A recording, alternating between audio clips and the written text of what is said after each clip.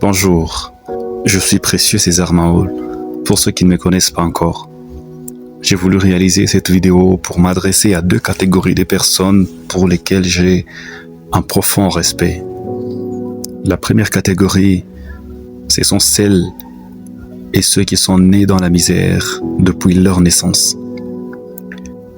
Ils n'ont connu que les difficultés, le mépris, le rejet et les manques. Vous avez parfois grandi dans une famille où tout semblait vous condamner à une vie de souffrance. Je sais que beaucoup d'entre vous portent une douleur silencieuse. Vous regardez votre famille souffrir, vos frères et sœurs manquer du nécessaire, et votre cœur brûle du désir de les aider. Mais vous n'en avez pas encore le moyen. Cette situation vous humilie, non seulement devant les hommes, mais parfois même à vos propres yeux. À ceux qui ont perdu courage, comme à ceux qui gardent encore l'espérance, je voulais dire ceci. Votre condition actuelle ne définit pas votre destinée. En méditant la parole de Dieu, j'ai pensé à Gédéon. Lorsque Dieu les rencontre, Gédéon ne cache pas sa réalité. Il dit que sa famille est la plus pauvre et qu'il est le plus petit de sa maison. La pauvreté était devenue son identité. Elle avait marqué sa mémoire, sa manière de penser et même sa façon de parler. Mais Dieu ne l'appelle pas selon qui il est. Dieu l'appelle selon qu'il voit. Il lui dit: l'Éternel est avec toi, vaillant héros. Voilà ce qui m'a profondément marqué. Dieu possède une identité qu'il révélera de toi lorsque le moment sera venu. Gédéon n'était pas dans un palais lorsque Dieu l'a rencontré. Il était simplement en train de battre le blé dans un pressoir.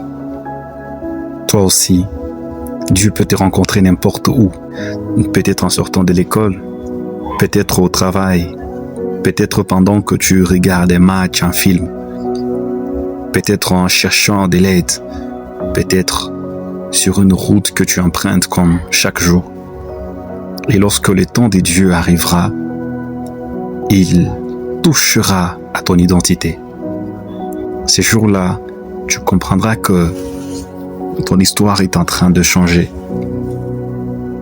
La deuxième catégorie des personnes à qui je veux parler aujourd'hui est composée de ceux qui ont connu les bonheurs, puis ont tout perdu. Tu avais une vie stable, puis un parent est décédé, puis un autre, un responsable de famille est parti, et tout l'équilibre de ta vie s'est effondré. Tu es passé de l'abondance à la précarité. Aujourd'hui, tu vis une réalité que tu n'avais jamais imaginée. Je te compare à Job. Job connaissait la prospérité avant de connaître la souffrance.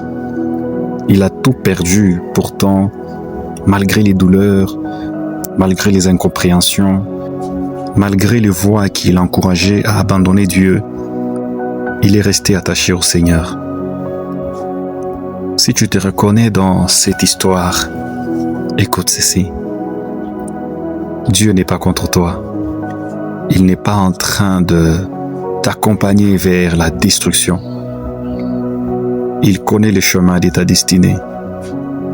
Accorde-lui encore un peu de temps. Tu verras qu'il est capable de toucher les cœurs des gens qui t'ignorent encore aujourd'hui. Il est capable de transformer ceux qui te méprisent en partenaires de ta destinée. C'est exactement ce qu'il a fait pour Job. Alors peu importe la saison que tu traverses, ne laisse pas mourir ton espérance. Un jour, tu te réveilleras sous le même soleil, dans le même 24 heures, mais ta vie aura complètement changé. Tu ne comprendras même pas comment certaines portes se sont ouvertes. tu verras des relations que tu n'aurais jamais imaginées. Tu recevras des appels que tu ne pensais jamais recevoir. Tes enfants pourront arriver là où tu croyais que tout était impossible. Tu deviendras peut-être celui qui prendra soin des autres, alors qu'aujourd'hui tu attends toi-même qu'on t'étende la main. Fais confiance à Dieu. Même lorsque le train de ta vie semble secouer, même lorsque tout paraît aller de travers, n'oublie jamais une chose. Celui qui est au volant de ta destinée, c'est pas moi, c'est pas toi, c'est pas ton père, c'est pas ta mère, c'est pas un oncle, c'est pas un frère, c'est Dieu. Et lorsqu'il décide de changer une histoire, personne ne peut arrêter ce qu'il a commencé. Que Dieu te bénisse.